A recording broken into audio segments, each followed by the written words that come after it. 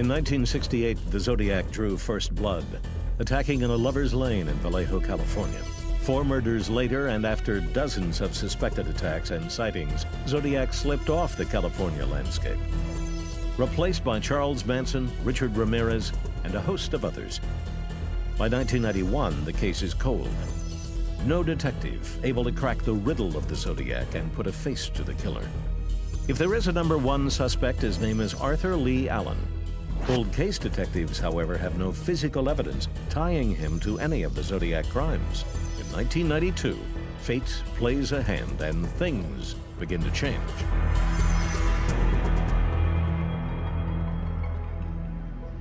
In the summer of 1992, George Bawart is hard at work, trying to make a case for Arthur Allen as the Zodiac Killer, when he gets a call. I get a call at my home right here from a cop named Terry Barron and said, "Hey, George, you still looking at Arthur Lee Allen as the Zodiac?" And I said, "Yeah." He said, "Well, I'm in his living room." And I said, "What are you doing there?" He says, "He's on the floor dead." Allen is dead from a heart attack. Before his body is committed to the ground, Bawart orders an autopsy. I insisted on a autopsy. #1 is because he accused me of trying to kill him at some point in time. And #2 is so we could have tissue till we could get DNA. Bawart is not sure what DNA can do for him, but he wants to be prepared. Samples of Allen's brain are frozen and stored for future testing, in case someday cold case detectives ever run down a sample of the Zodiac's DNA.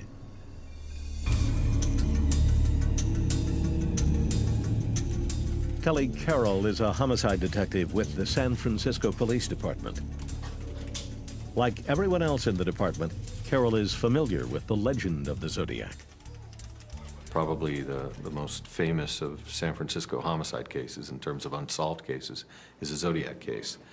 And literally every day we receive some type of notification, a message in the mail or a phone call. Now we even get email messages regarding this case.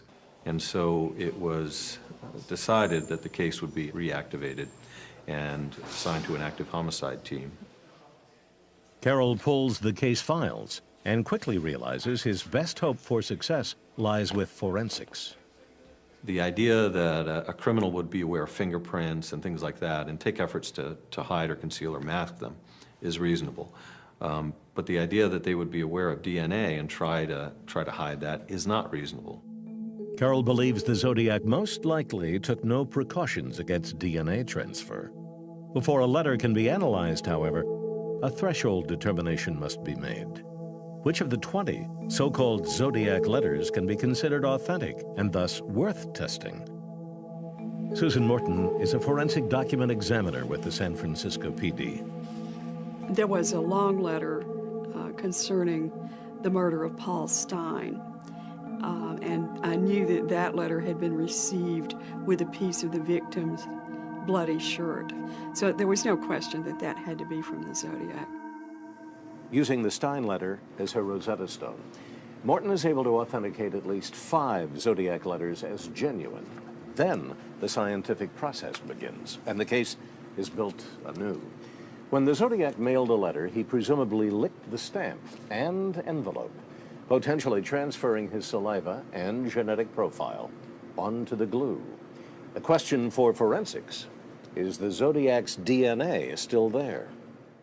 In October of 2002, San Francisco's police lab provides the answer, a partial genetic profile pulled from one of the Zodiac letters. Similar in many ways to a partial fingerprint, the partial profile is not enough to conclusively identify a particular person as the donor. It is, however, enough to start eliminating people. Kelly Carroll begins with Arthur Lee Allen and his frozen brain tissue. It did not match the partial profile that we developed. Arthur Lee Allen did not donate the biological material that was recovered from the stamp or the Zodiac correspondence that yielded this result. Carroll, however, is not done with Allen. In the world of fingerprints, the latest type of lift is called writer's palm. When you write, you rest the heel of your palm, a very characteristic part of it, on the paper. And people in those days weren't really aware that you could leave a palm print and that it could be identified. They knew about fingerprints, but the public really wasn't that aware of palm prints. Zodiac's letters are tested for palm prints. One is discovered in his final authenticated letter, the so-called exorcist letter, mailed in 1974. They were able to obtain palm prints from Arthur Lee Allen. It was compared to the one that had been developed earlier, and they don't match. That is not Arthur Allen's palm print. No print match, no DNA match, and no handwriting link to Arthur Lee Allen. The tools of modern forensic science appear to clear Allen as a major suspect in the Zodiac case. Frustrating cold case detectives, and adding yet another layer of intrigue to a case and a killer that for millions has now become an obsession. He would have gotten to the car wash by 7:40 without stopping anywhere. This is a meeting of minds. Amateur sleuths coming together to discuss their favorite killer, the Zodiac. Here's what I think. I think he had some liquid courage, and that's where that time went, and then when he got brave and he made the phone call. Yeah. The group is headed up by this man, Tom Voigt. Although there are dozens of websites devoted to Zodiac, Voigt's, called ZodiacKiller.com, is the big dog on the block. At the very beginning, I would advertise in these little message boards and news groups around the internet. I would say, here's a new Zodiac site, and then word of mouth spread. And now I get, let's see, in May of 2003, I had 997,000 hits, and it's consistently up towards 1 million. 1 million hits a month. 1 million sets of eyes poring over more than 1,200 pages of Zodiac materials. Voigt believes where cold case detectives have failed, his internet sleuths might someday prevail. I think the police might look at some of the amateurs as being kind of like Trekkies. You know, they're kind of just wrapped up in the whole mystery of it.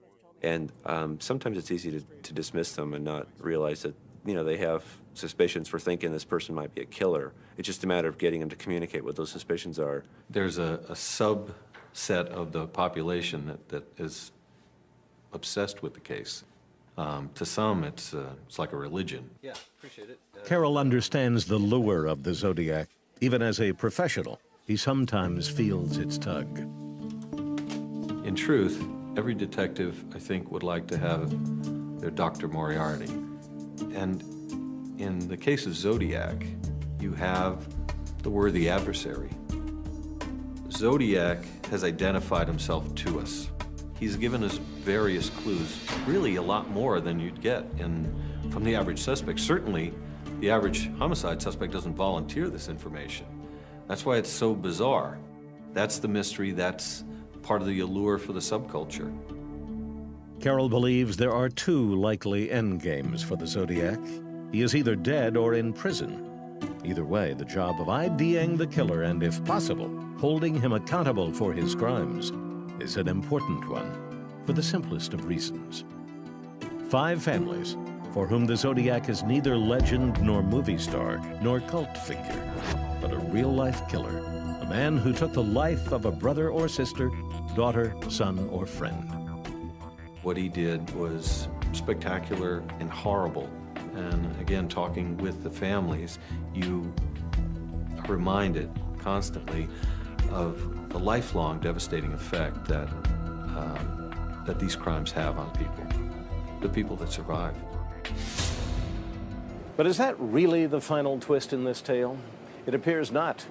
As Cold Case Files was preparing this story, the San Francisco Police Department provided yet another surprise. 3 envelopes from the first 3 letters the Zodiac ever sent out to the public were discovered outside the official chain of evidence. Those envelopes have never been tested for DNA. As we speak, that is being done.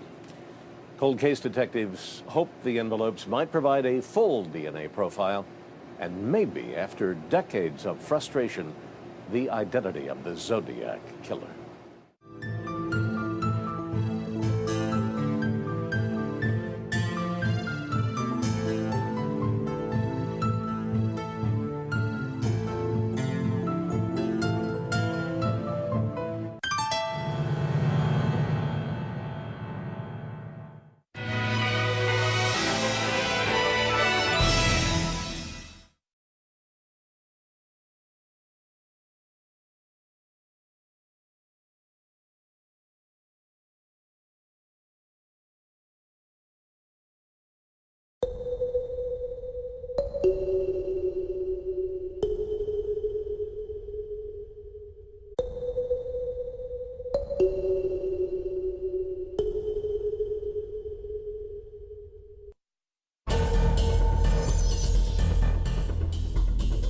In 1968, the Zodiac drew first blood, attacking in a lover's lane in Vallejo, California.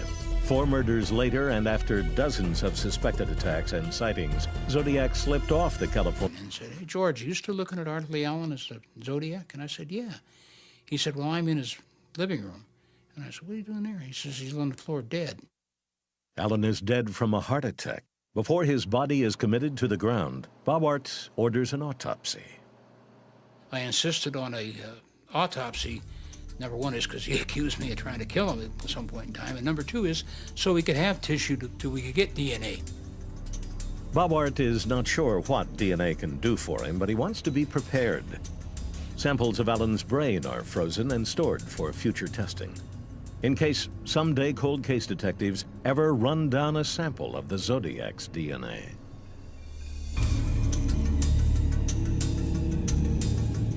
In 1992, fate plays a hand and things begin to change.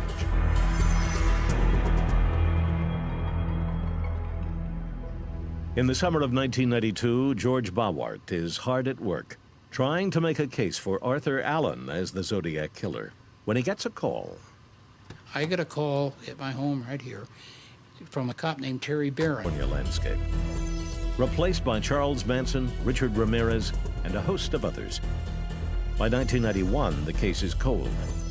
No detective able to crack the riddle of the Zodiac and put a face to the killer. If there is a number 1 suspect, his name is Arthur Lee Allen.